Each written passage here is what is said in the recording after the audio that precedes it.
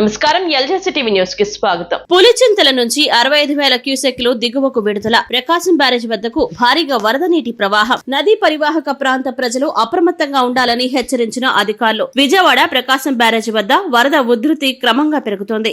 ఎగువ ప్రాజెక్టుల నుంచి భారీగా వరద నీరు వస్తున్నందున అధికార యంత్రాంగం అప్రమత్తమైంది. అధికారులు అప్రమత్తంగా ఉండాలని జిల్లా కలెక్టర్ డాక్టర్ జి. లక్ష్మీశ ఆదేశించారు. నదీ పరివాహక ప్రాంత ప్రజలు అప్రమత్తంగా ఉండాలని అధికారులు సూచించారు. పులిచింతల ప్రాజెక్టు నుంచి ప్రకాశం బ్యారేజీకి 65,000 క్యూసెక్కుల వరద నీరు విడుదల అవుతోంది. ప్రకాశం బ్యారేజీకి వస్తున్న వరదకు అనుగుణంగా నీటిని కిందకు విడుదల చేస్తున్నామని అధికారులు తెలిపారు. బ్యారేజీకి ఎగువ దిగువ ప్రాంత ప్రజలకు వరద హెచ్చరికలు జారీ చేశారు.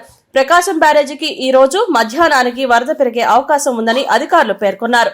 రాబోయే 2 రోజుల్లో దాదాపు 3 లక్షల క్యూసెక్కుల వరకు పెరిగే అవకాశం ఉందని ఇరిగేషన్ అధికారులు అంచనా వేస్తున్నారు. ఈ నేపథ్యంలో అందుబాటులో ఉన్న అధికారులతో ఎన్టీఆర్ జిల్లా కలెక్టర్ లక్ష్మీశ అత్యవసరంగా సమీక్ష నిర్వహించారు.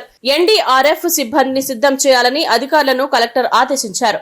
అలానే ఇసుక బస్తాలు, ఇతర రక్షణ చర్యలు చేపట్టేలా స్థానికంగా ఏర్పాట్లు చేయాలని సూచించారు. అధికారులు సిబ్బంది 24 గంటలు అందుబాటులో ఉండాలని కలెక్టర్ స్పష్టం చేశారు. ఎక్కడ ఎటువంటి సమాచారం వచ్చినా క్షేత్రస్థాయిలోకి వెళ్లి పరిస్థితిని బట్టి చర్యలు తీసుకోవాలని ఆదేశించారు.